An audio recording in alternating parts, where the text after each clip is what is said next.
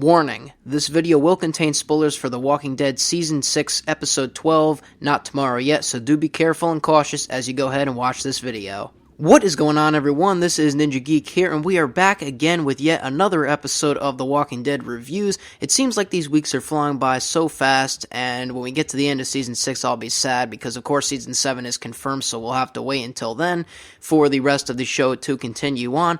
But anyways, we're going to be sitting here talking about The Walking Dead Season 6, Episode 12, Not Tomorrow Yet. So sit back, relax, and enjoy, and before we even start this off, I usually like to say more stuff, and in this video I want to say that the show kind of takes on what it was last week. It's one storyline, it's great all the way through, it's none of this jump cutting, which could get annoying in some situations.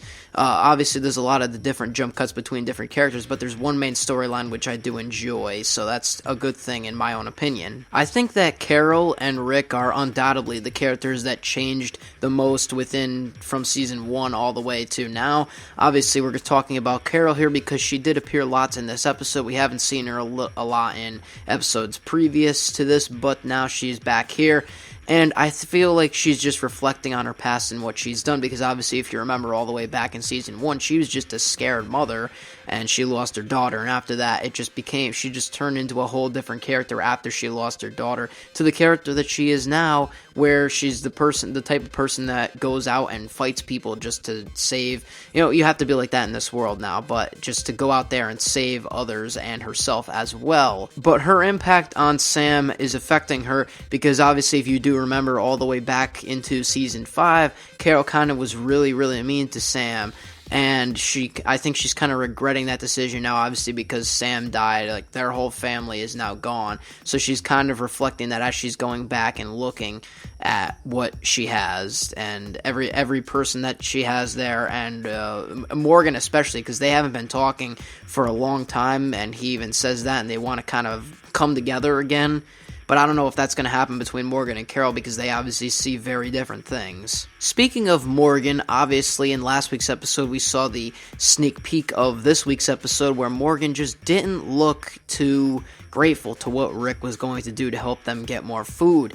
What do you think of Morgan's outtake on life in general? Because he thinks that everything should be peaceful, negotiation is the best way to deal with things. What do you think? Because that's not what we obviously see in this episode. Aaron disputes Morgan right away, and everyone else just doesn't even say anything because we all know what has to happen, or they all know what has to happen. And in my own personal opinion, negotiation gets nowhere. Okay, I've been through situations before where it's just you try and negotiate. Negotiation gets nowhere. I don't agree with Morgan. I like him as a character, and he's been great since Season 1, and he's, been in Season 3 for that one episode, and then he's been in little parts of Season 5. I think he's a great character, but I just don't agree with his way of thinking. So I want to hear what you have to say in the comments below about Morgan. And since no one agrees with Morgan, Rick and everyone else just goes ahead and plans on killing the Saviors. But then we get the filler content for the next 15 minutes, how Tobin kisses Carol because Tobin believes that Carol is the mother of Alexandria, which I highly disagree on just because of her past and what she's done in the past, disagreeing with people being where they should be, especially we've seen that in this episode. She doesn't think Maggie should be out there for whatever reason. I mean, I know that Maggie is pregnant and all that, but Maggie has the decision to do what she wants to do. She's an adult. Carol doesn't need to be telling her what she needs to do. And, going back in the past, what has happened?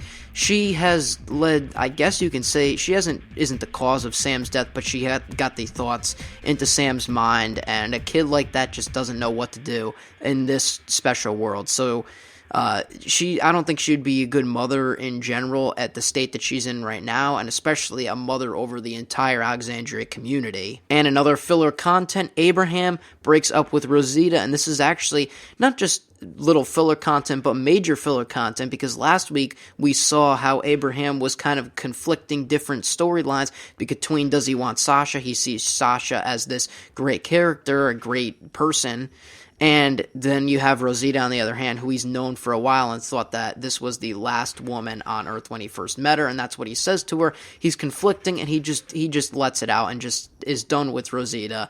I don't know how their relationship as friends or being together, I guess, is going to continue on in the future, but that is basically Abraham right now, where he's just at the state where he just decided to cut it off. And, I definitely, that scene, they acted it out very well. And Abraham seeing Maggie going to be having a baby, I think got really into his mind, and they had that mindset that he wants to do that, but he doesn't know what person, he hasn't come across the perfect person for him as of yet. So I thought that was a great piece of filler content, if you would say that. And now let's get back to the main story, shall we? Having talked about planning to kill the saviors from before, in my own honest opinion, I think that's the best way to go. But is killing them now the right thing to do? That's the big question, because we barely know anything about these saviors. There could be hundreds and hundreds more somewhere else that we don't know about, or that could be the only savior group. Obviously, that's not the case, as we find at the end of this episode, but just the idea of just going out there and being like, yeah, let's just kill these people, I don't think that's going to solve all the problems. I think that it was a great idea, and yeah, we need to get rid of these people. Negotiation won't work, but there could be hundreds more that you don't know about, and I think that what Rick just did in this episode has started to conflict with what's going to happen next. Obviously, we want more conflict like this in the show because we don't want to see them walking around, hence The Walking Dead. We don't want to see them walking around digging up dirt and crap for the next 5 episodes, so we want major content, but in terms of their lives being saved, I don't know if that was a great decision to just go on and just kill like a quarter of their men or not. It could have even been Little Impact. We don't know. We're going to have to see what's coming up. But what do you think? Do you think that was a great decision to go in and just kill those people to make sure they're out? I personally don't think that it was the greatest of decisions, but it's better than negotiation. So I guess I'll have to agree with that. The best scene within the entire episode was undoubtedly the scene where they go in and just kill all of the saviors that are in that area, of course. First of all, great editing by the editing team. That was just amazing. Like, it made you sit on the edge of your seat and watch every second of it. Fast cutting between different scenes, showing the different characters. It was a great overall scene that lasted a pretty good while, and I think that it's also said that that was the most time on screen that they've had with the most intense action of all these firearms going off. Obviously not real, but you know what I'm saying. Like, it was the where they had to keep an eye out and make sure everything was safe, because you do have shells ejecting and all this, and safety, they said, is the number one key. Of course, safety is number one key when dealing with anything. So, but they did say that it was the number one most intense shooting sequence within the show, and I could definitely see that. Great acting, obviously. Great editing. That editing was the best part of that, jumping between the different characters, showing the different styles of how they're moving around and everything like that. I just thought it was one of the greatest parts. It could be even the greatest shooting sequence in the entire series itself, but you can let me know what you think down below. And also, I would really like to know what your favorite editing scene of the entire show was, because obviously the editing and everything in Season 1 and the special effects, I'll say, weren't as good as they are now, just obviously because of show depth and show growth.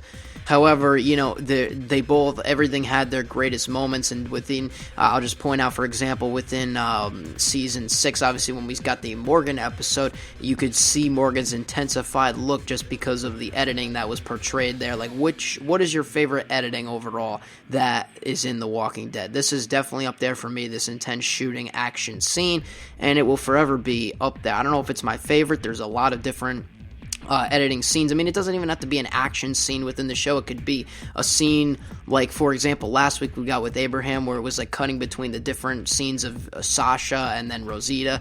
The little editing things like that. I like to talk about that a lot, so let me know what you think about that one. Now, on a side note, since we are at the end of the episode and we're seeing the whole montage play together of them, Rick's group, walking out and trying to figure out what to do from there and collecting themselves together because of what they've just done, we see Morgan cut into the mix, and it's just like, what is he doing? He's crying here. He's like welding something. He's building a cage. It looks like, I don't know, something black. It just, We don't know what's going on. He could be maybe trapping himself inside because he's protecting himself from the world. Maybe he's planning to hold somebody hostage or something like that, because we know from Eastman in the past Season 6 episode that all he wants is peace. So we'll have to see about his character leading on to the future episodes. I don't know if he's going to be in the next week's episode, since next week we have something else to talk about, more on that story, but maybe it'll be another jump cut episode between different characters, who knows.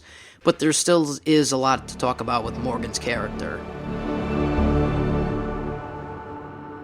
They're fucking with the wrong people. Yes, they are, Rick. You are dead on accurate. Why are they so afraid to fight off these few, like, we've seen these saviors that captured Maggie and Carol. Of course, they have two, and Rick only has that one guy.